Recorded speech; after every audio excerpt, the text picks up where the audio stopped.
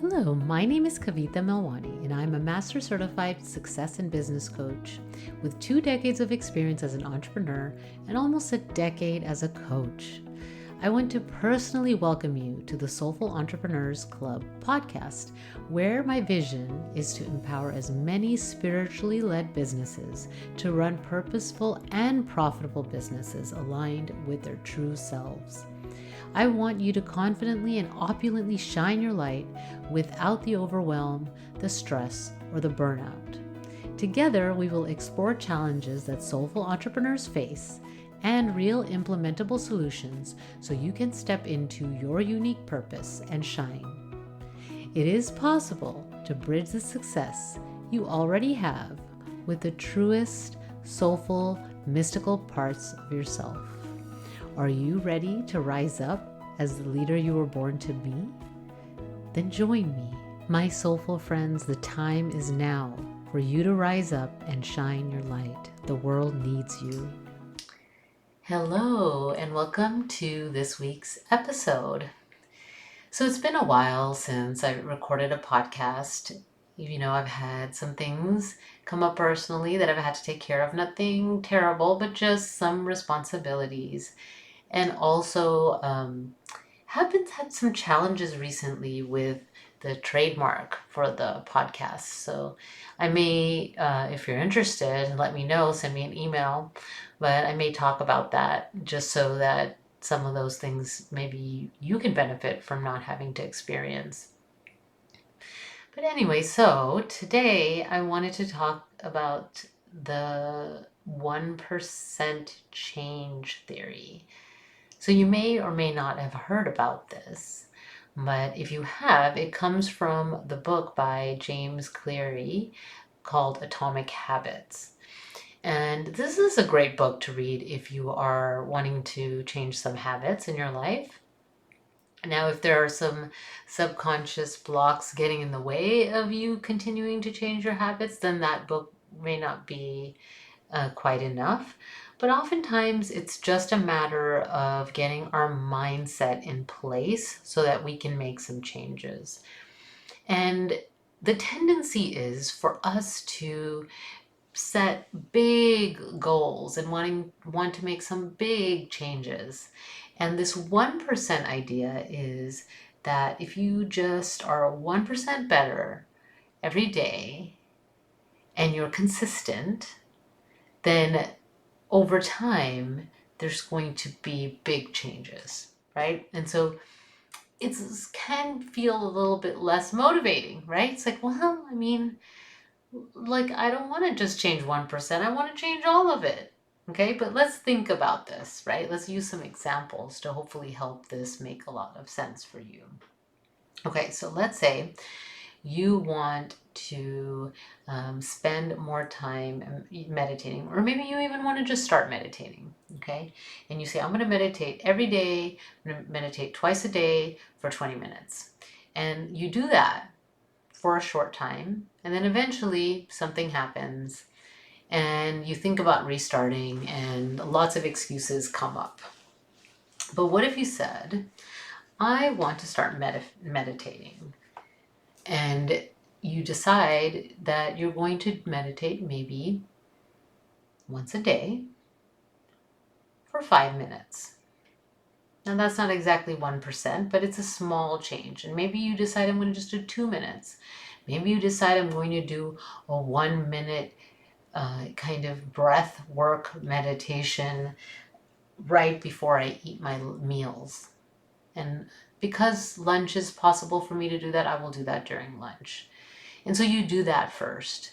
And then the next day, you say, I really like doing this, breathing before 1 minute breath before I have my lunch. I want to do that before dinner also. And then you do that before all your meals. And then before you know that, you're doing that throughout your day.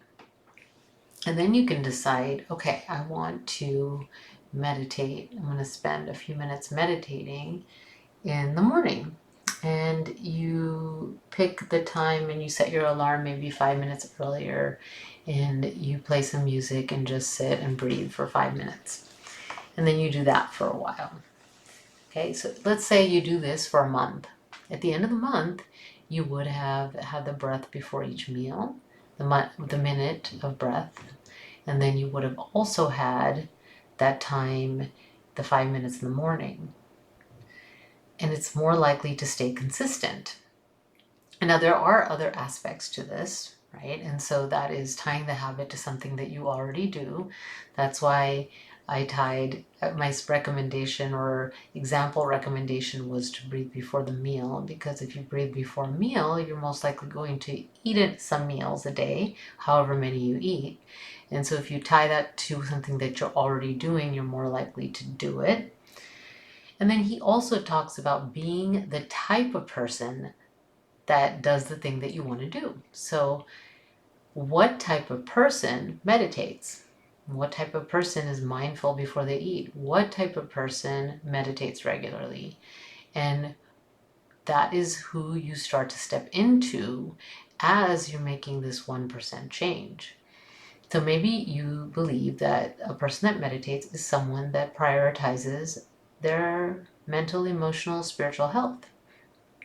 And they make time for that, and they prioritize that, and that's the type of person that meditates. So then you start to become that type of person and believe that you can become that type of person. Okay, and so then when you fall off that kind of proverbial wagon and you're no longer meditating, you don't completely stop and say, oh well, I didn't meditate, it's all right. You just get back on, and maybe you can have to start back at that 1% change, but most likely you are going to want to implement the things that you've done before to the same level, right? So maybe you start again with just breathing before lunch, or you say I'm going to breathe before lunch and dinner, but you just start again. You just continue. The thing is, you don't give up. You just keep going. Even if you take a break, even if you forget to do it, or you choose not to do it one day, you still go back and do it. That's really the difference between people that implement habits and make changes and don't, right? And so often we see the end result. We don't see all the steps that go into them reaching that change. So what is something that you have been wanting to implement and change in your life or business? Like, what is it? Maybe it is you want to market more consistently, and you start, maybe you're choosing to, I don't know, use social media, and you post on social media and you're consistent for a little while and then you stop. I know I've done that. I mean, here I am doing this podcast again after taking a break because life got in the way, or should I say, I let life get in the way of it, right? So, the thing is, you just get back, you keep going, you just don't give up. So what is that thing for you? Maybe this summer you have a looser schedule. You do have less of a consistent schedule. So you let go of some things. This is your opportunity now to start to think about what you want to start to implement again. What's some habits that you want to change, and pick one to start with and start to work towards that. And so when you are working with these habits, you start the 1% change, you become the person that wants to make the changes, the type of person that does that. You tie your habit to something else. And another thing that helps besides those things is to have accountability. And the accountability helps keep you on track, right? If you have someone that you have to let know that you did or didn't do something, you're more likely to do it.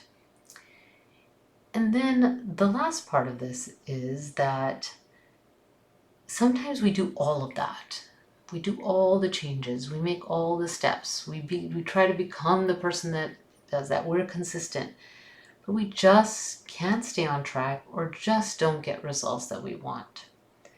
And if that's happening for you, that's where working with what's underneath that, those thoughts, those surface thoughts, the conditioning, and working on your subconscious mind, that's where it's important. That's where, when you've tried everything else and nothing seems to work, that working on the subconscious mind just might be what you need to move past that. And that's why I decided to work on and learn how to work with the subconscious mind. And I'm continuing to learn and am starting to use more somatic coaching, which is using your body. So if you're interested in breaking some patterns in your life, or you're just been hitting up against the same challenges over and over again, and you're ready to move past that, then let's talk. Just use the booking link that's in the show notes, and let's talk. Let's have a call. I'd love to connect with you. So until next week, take good care and work on those habits.